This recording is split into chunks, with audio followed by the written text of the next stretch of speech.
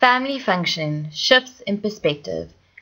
Earlier methods of family functioning employed a deficit model, which focused on structure rather than process. Here the topics of concern were structural dimensions such as father absence or family type, such as single parents or divorced parents. This approach believed that any prevalence of deviations from the traditional two-parent family would inevitably produce negative consequences for children and the breakdown of family values. In the beginning of the 1970s, scholars began to see the limitations in this way of thinking. For with the evolving nature of families, they noted that single-parent families were capable of being warm, supportive, and favorable to the development of children. Thus, researchers shifted to seeing the process dimensions as important elements of family functioning, and also acknowledged that a variety of family forms could be supportive of normal growth and development for both adults and children.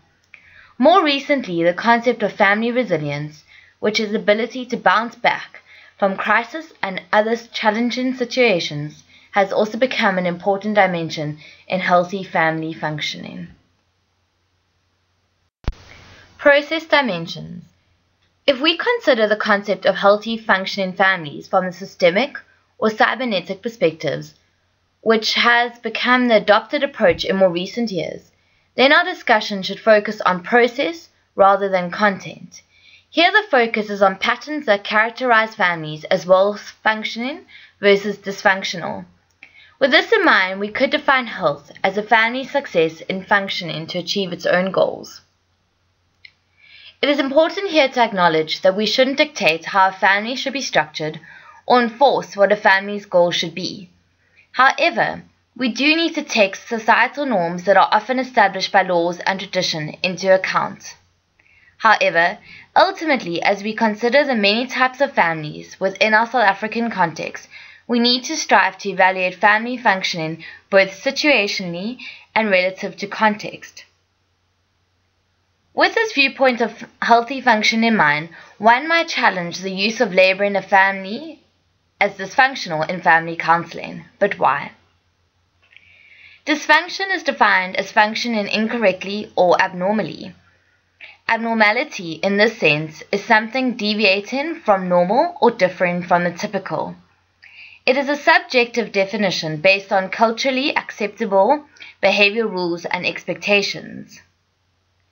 If we consider families in real life, we might say that all have their ups and downs, their unusual characteristics, their good and poor choices that they make, as well as their unique rituals and beliefs.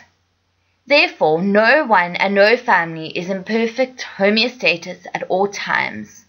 Therefore, we could argue that there are no dysfunctional families. Rather, we might say that all families function. However, some families function more optimally than others, some function more or less often than others.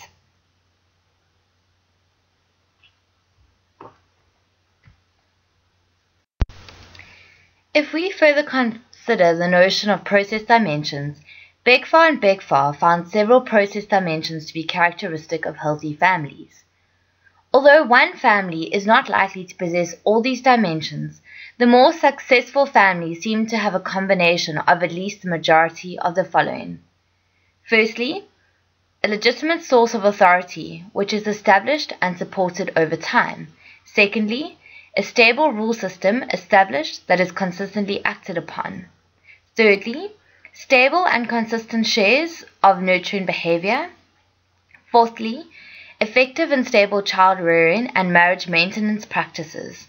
Fifthly, a set of goals towards which the family and each individual works.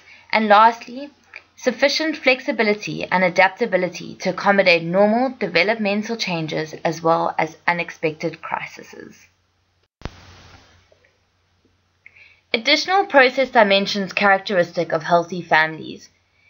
In your Begfahr reading, you can further explore the works of Lewis et al., who found that optimal family functioning was characterized by a variety of processes interacting with each other. They view competency in family functioning as a tapestry reflecting differences in degree along many dimensions rather than a single thread. Building on these views, Kassler reported that healthy families reflect a systems orientation with a sense of mutuality, a clear and definite structure, openness to growth and change, and shared roles and responsibility.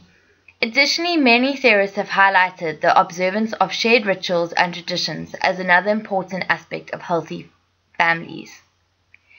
Other aspects evidence in healthily functioning families include evidence of resiliency, effective communication, which we will explore more as we consider the works of Will and Rate, and the ability to enjoy the uniqueness, togetherness, and celebrate each other.